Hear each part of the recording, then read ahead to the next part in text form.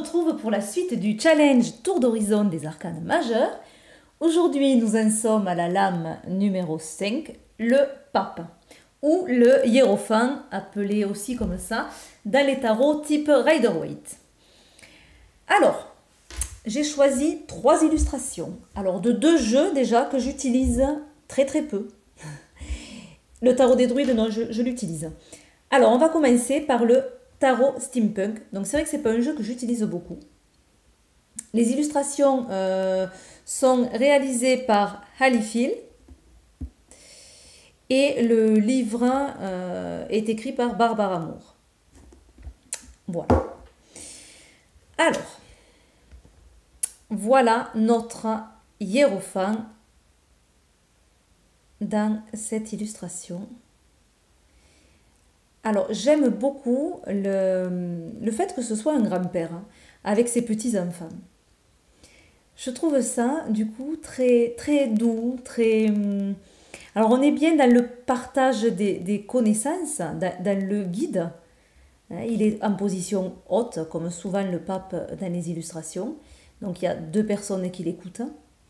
Il y a une supériorité spirituelle, on va dire.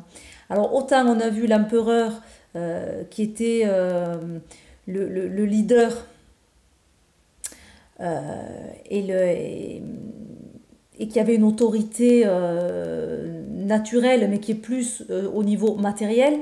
Là, on a le pape qui parle aussi d'autorité, mais on est plus à un niveau spirituel et un niveau de guide. Voilà, donc là, on est dans le partage vraiment des connaissances, du savoir, de la bénédiction aussi. Voilà. Ensuite, dans le tarot des druides de Philippe et Stéphanie Cargom. Alors, j'aime bien ce pape parce qu'il est fun. Je le trouve... Ah là là, tout droit sorti d'un groupe de hard rock, je sais pas, peut-être avec le signe de la même. Il y a vraiment une appartenance dans ce pape. On sent bien qu'il est connecté à quelque chose en tout cas. Et bon, c'est ça aussi le pape, c'est faire partie d'un groupe, d'avoir des croyances sur quelque chose. Voilà, il y a une autorité aussi dans ce pape. Voilà. Après, il est tout seul. Il n'y a pas de personnage. Voilà. Mais malgré tout, on sent quand même s'il n'y a pas de personnages qui sont plus bas, on sent quand même qu'il y a une certaine domination et que, oui, on va le suivre, ce pape. On va le suivre. La 3e carte, je l'ai pris dans l'héritage du tarot divin de Ciro Marchetti. Donc c'est un jeu que je n'utilise pas trop non plus, voire pas du tout. Voilà, alors, pourquoi cette carte? Tout simplement parce que j'aime l'idée de voir plusieurs religions. Elle est rebaptisée la foi, et j'aime cette idée-là. Après, au niveau pratique et utilisation, c'est loin d'être ma préférée. Mais là, finalement, le challenge, c'est vraiment sur les illustrations. Donc, j'avais bien envie de vous la faire partager. Mais c'est vrai qu'après, il n'y a pas énormément au niveau de l'utilisation. C'est-à-dire que moi j'aime utiliser les cartes avec les directions, par exemple. Là, il n'y en a pas, parce qu'il y en a trop, en fait. Ils sont dans des sens différents.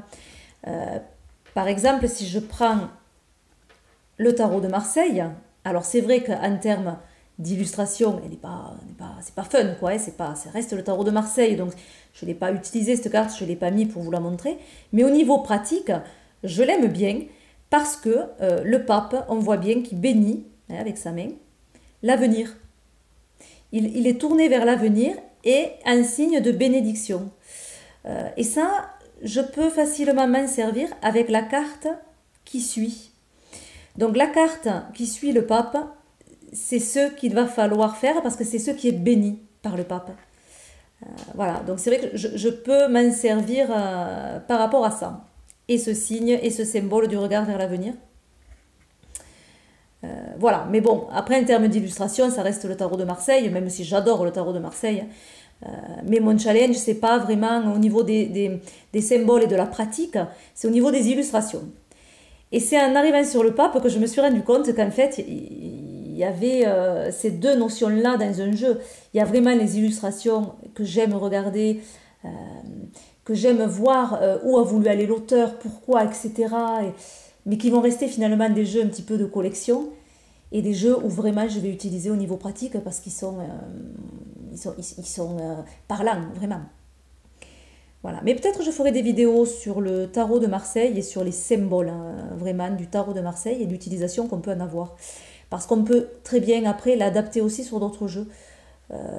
Même si après le tarot de Marseille et le tarot de Marseille, le Rider-Waite reste le Rider-Waite et qu'il y a des choses qui ne peuvent pas aller de l'un à l'autre. Hein.